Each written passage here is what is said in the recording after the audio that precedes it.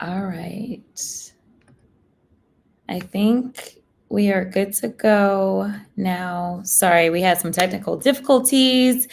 So I wanted to go live tonight and I'm by myself, which is why we were having technical difficulties. But I wanted to make sure that we talked about a couple of things because there's just no way that today was the day that it was. There's no way that we are living in the United States of America, emphasis on united. Like there is no way. And hopefully my team is paying attention and can get all your questions because I definitely want to go through some of that with y'all. So let's first talk about what was popping today. All right. So we had the president of the United States, and Lord knows I'd give anything for just a normal person, a non-evil person, a person with a conscience, a person with some sort of competence, a person with some coof, a person with anything other than what we have. I think would be better at this point in time. It is absolutely ridiculous. So here it is. You have former servicemen and women in some way that decided to do a video because they are very concerned about how evil this man is and the fact that everyone surrounding him has decided that they're okay with him being evil so long as the evil doesn't hit them. Okay. So he decides that because these people who are continuing to serve this country in the form of being elected either US House members or US senators, he decided to say basically, like, hang them, like death to them. A sitting US president said this.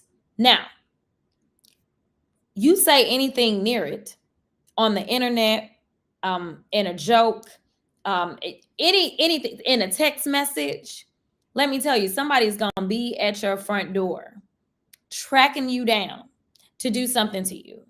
And I just don't understand why we continue to lower the standard. I mean, like, I don't even understand how much lower you can go. Like, literally, we are all in hell with him right now. That's how I feel. Like, I legitimately feel that way. And speaking of flames, we had a fire today at the Capitol, too.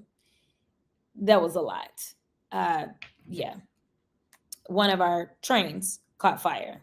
I don't know if, somebody trying to send up a smoke signal. Somebody is trying to warn us. The question is whether or not we're listening.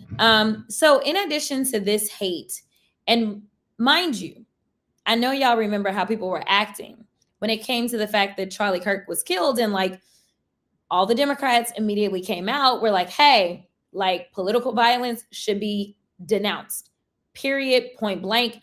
Don't really care if you agree, disagree, whatever, but like it should never get to the point that someone is openly calling for the killing of somebody, nor that someone participates in the killing of somebody because they disagree.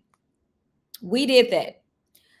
Now, y'all correct me if I'm wrong, and my staff is watching, but I don't recall not one Republican saying anything today about the president. I don't recall them saying, Mr. President, maybe we shouldn't do this. Maybe you should not do that. No one should have to say that to the president, but that's where we are. Today was unreal. Congresswoman Jasmine Crockett is fired up after President Trump suggested that Democrats' actions were punishable by death. She calls out the double standard. Regular people get investigated for a joke online, yet a sitting president can openly push rhetoric that sounds like a call to violence.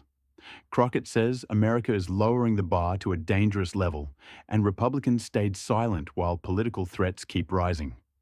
This isn't about party. It's about preserving basic democracy and decency before things get even worse. What do you think? Should political leaders be held to a higher standard of accountability? Drop your thoughts in the comments and hit subscribe for more Straight Talk reactions.